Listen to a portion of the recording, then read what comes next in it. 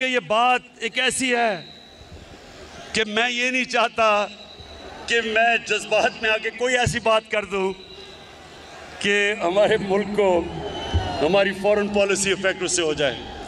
तो इसलिए मैं जिम्मेदार होके बड़ा ये तकरीर लिखी और मैं आपको एक एक जुमला बताता हूं। अब जरा आपने गौर से सुनना है।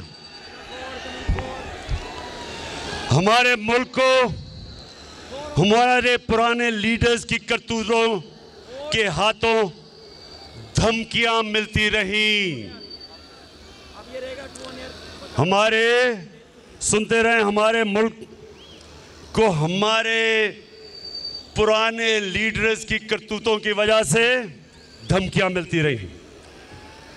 ये सुने अगला, हमारे मुल्क में मुल्क के अंदर मौजूद लोगों की मदद से हुकूमतें तब्दील की जाती रहीं। समझ गए?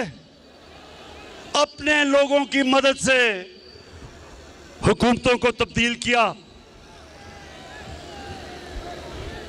भुट्टो, जुल्फिकार अली भुट्टो, उसने जब मुल्क को आजाद फॉरेन पॉलिसी देने की कोशिश की, जुल्फिकार अली भुट्टो, मेरे उससे बहुत इख्तलाफात होंगे लेकिन मुझे उसकी खुददारी हमेशा पसंद थी। उसने मुल्क को जब आजाद फॉरेन पॉलिसी देने की कोशिश की तो फजल रहमान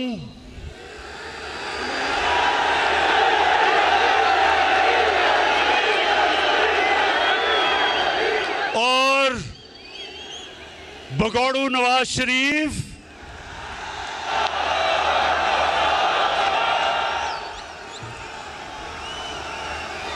इनकी सुनते रहें, सुने सुने सुने सुने, अभी मैं और भी आता हूं कि इन दोनों की उस वक्त की पार्टियों ने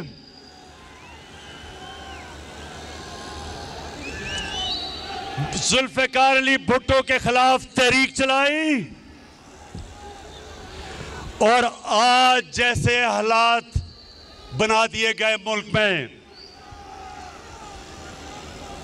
और उन हालात की वजह से जुल्फिकार अली भुट्टो को फांसी दी गई। गौर से सुने एक एक बात जो मैं आपके सामने रख रहा हूं।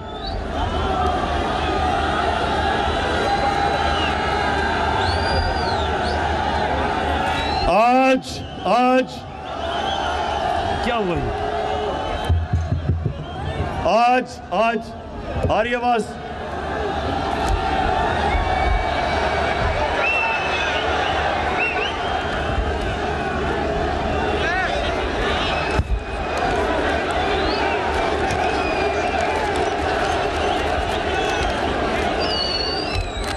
स्पीकर से लोगों को उतार दीजिए प्लीज। खान साहब की स्पीच सुनने दीजिए। देखिए, ये सबसे अहम चीज मैं कह रहा हूं तो स्पीकर से उतरें क्योंकि लोगों ने सुनना है।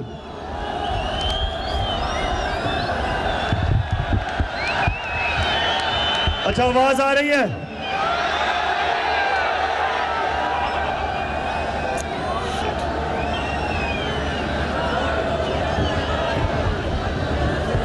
जल्दी इसको ठीक करें। स्पीकर से उतरो, उन्हें आवाज नहीं आ रही।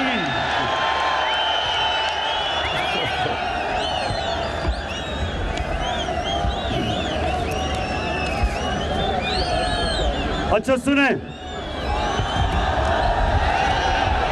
मुझे लगता है आपको बाद में बताना पड़ेगा कि मैंने क्या कहा है। अच्छा जी,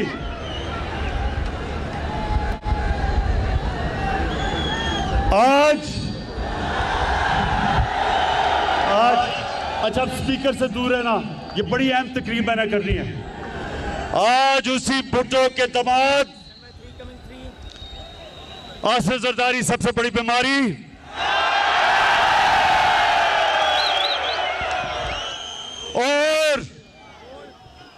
और उसका नवासा कम पे टांग रही हैं।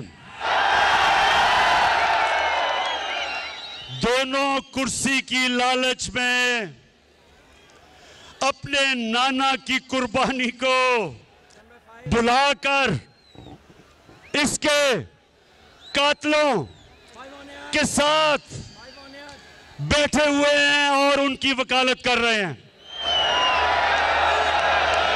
यानी शर्म नहीं आती कि सियासत तो करनी है नाना के ऊपर, और जिन लोगों ने उसको फांसी दिलवाई थी अपनी कुर्सी की खातिर उनके साथ घुसे हुए हैं दोनों अंदर।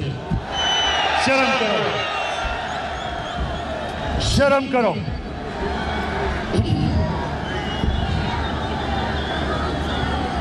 अच्छा, आज फिर मुल्क को उन्हीं हालात के सामने रख दिया गया है। हमारे, अब ये सुने, हमारे मुल्क की जो पॉलिसी है, फॉरेन पॉलिसी, उसको मड़ोड़ने की कोशिश बाहर से की जा रही है। बाहर से हमारे मुल्क की फॉरेन पॉलिसी को मुतासिर किया जा रहा है। इस साजिश का, अब सुने, ये शाह महमूद और शाह महमूद, उधर उतारो, उधर आवाज नहीं आई। हाँ, शाह महमूद को पता है कि इस साजिश का हमें पिछले महीनों से पता है कि ये साजिश हो रही है, महीनों से। ये जो आज सब इकट्ठे हो गए हैं, ये जो आज कातिल और मकतूल इकट्ठे हो गए हैं, कातिल और मकतूल को इकट्ठे करने वालों के भी, इनको जिन्होंने इकट्ठा किया उनका भी हमें पता है। लेकिन आज वो जुल्फिकार अली भुट्टो वाला टाइम नहीं, वक्त बदल चुका है। लीडर हमारा खान है, इंसाफ की पहचान है, नया चाहता पाकिस्तान है, फखेर लीजिए इमरान है सबकी जान। लीडर हमारा खान है। अब सुने, वक्त कैसे बदल गया है। पाकिस्तानियों, एक अंग्रेजी में सेइंग है कि you only cross the river once, मतलब कि जब आप दरिया पार कर रहे होते हो तो वो दरिया नहीं रहता, वो पानी निकल जाता है, वक्त निकल जाता है। ये नया टाइम आ चुका है और ये है सोशल मीडिया का जमाना। कोई चीज नहीं छुपती। तो पाकिस्तानी कौम बेदार है। हम किसी की गुलामी कबूल नहीं करेंगे।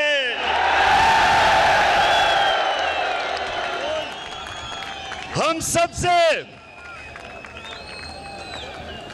सबसे दोस्ती करेंगे, गुलामी नहीं करेंगे।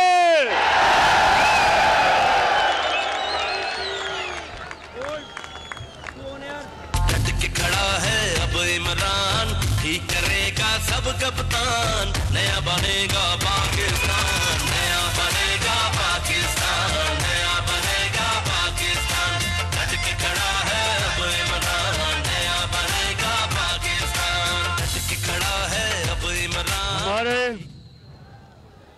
अब ये सुने, हमारे मुल्क में बाहर से पैसे की मदद से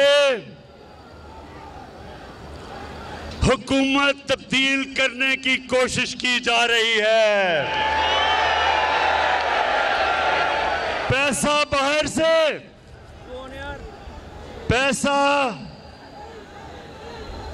पैसा बाहर से है, लोग हमारे इस्तेमाल हो रहे हैं। ज्यादातर अनजाने में, लेकिन कुछ जानबूझ के ये पैसा इस्तेमाल कर रहे हैं हमारे खिलाफ, और वो मैं अभी आगे बताता हूं। पाकिस्तानी कौम ने, नौजवानों, पाकिस्तानी कौम ने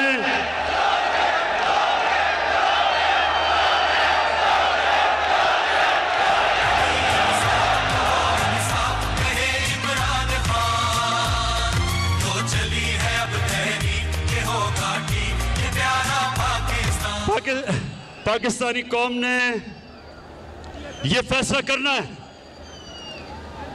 कि वो बाहर के अरबों रुपए लेके हुकूमत के खिलाफ साजिश करने वाले गुलामों को कामयाब होने देंगे। मैं यही इसलिए आपको आज बुलाया था मेरे पाकिस्तानियों, मैंने आपको बुलाया इसलिए था, जो एक डेमोक्रेट होता है वो अवाम के पास जाता है, वो किसी के पास झुकता नहीं, हाथ नहीं फैलाता, अपनी अवाम के पास जाता है।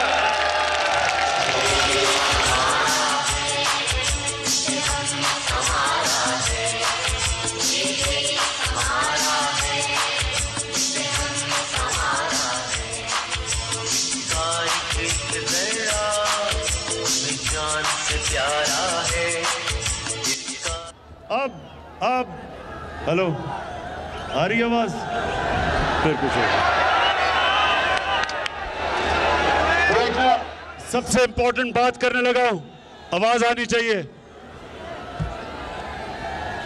हेलो, हाँ, शाबाश। और उसको स्पीकर को सही रखें क्योंकि आवाज नहीं आती। अच्छा जी, हमें पता है कि किन किन जगहों से बाहर से हम पे दबाव डालने की कोशिश की जा रही है, हमें पता है। लेकिन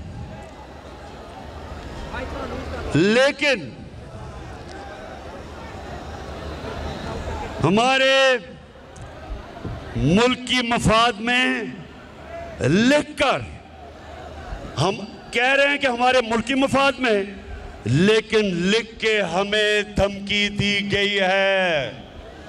शाह महमूद ने अभी आपसे कोई बात की थी, हमें कहा है कि मुल्क की मफाद, हमें धमकी दी गई है। लेकिन पाकिस्तानियों, हम मुल्क की मफाद पर कोई समझौता नहीं करेंगे। मैं आज कौम के सामने पाकिस्तान की आजादी का मुकदमा रख रहा हूं आपके सामने। मैं इल्जामात नहीं लगा रहा, अब ये जरा सुने, मैं इल्जामात नहीं लगा रहा। मेरे पास जो ये खत है, ये सबूत है, ये मेरे पास जो खत है ये सबूत है। और मैं आज ये सबके सामने कहना चाहता हूं कि कोई भी शक कर रहा है ना इस मेरे खत के ऊपर, कोई भी शक कर रहा है, मैं उनको दावत दूंगा, ऑफ द रिकॉर्ड बात करेंगे।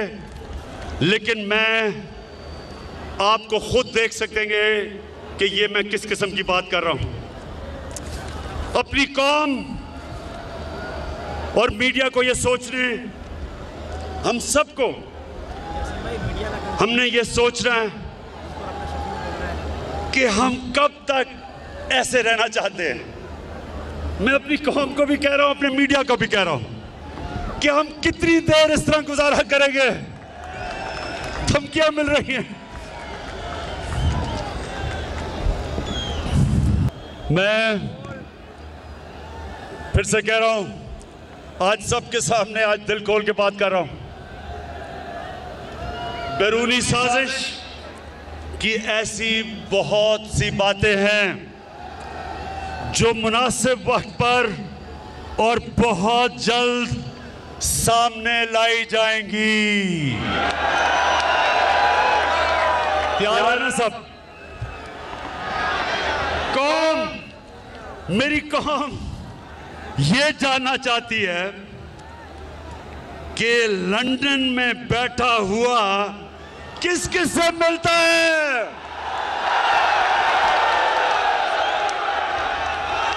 फिर से ये जो गोल मोल गोंगलू किस किस से मिलता है? लंदन में बैठा हुआ। और पाकिस्तान में बैठे हुए किरदार किसके कहने के ऊपर चल रहे हैं? पाकिस्तानी किरदार किसके कहने पे चल रहे हैं? आपको अंदाजा है किसके कहने पे चल रहे हैं? बताओ।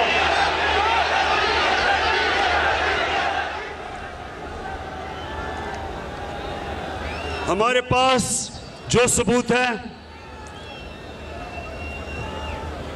हर चीज को मैं जाहिर कर रहा हूं। जो हमारे पास सबूत है, मैं ये इसलिए आपके सामने बातें कर रहा हूं। इससे ज़्यादा मैं तफसील में इसलिए बात नहीं कर रहा क्योंकि मेरी सबसे बड़ी कोशिश होती है कि मेरे मुल्क के मफादात की हिफाजत की जाए। मैं कोई ऐसी बात ना कर दूं कि मेरे मुल्क को नुकसान पहुंचे।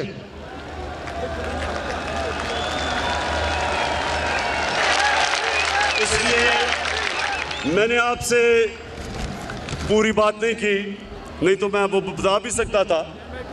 मुझे किसका डर है?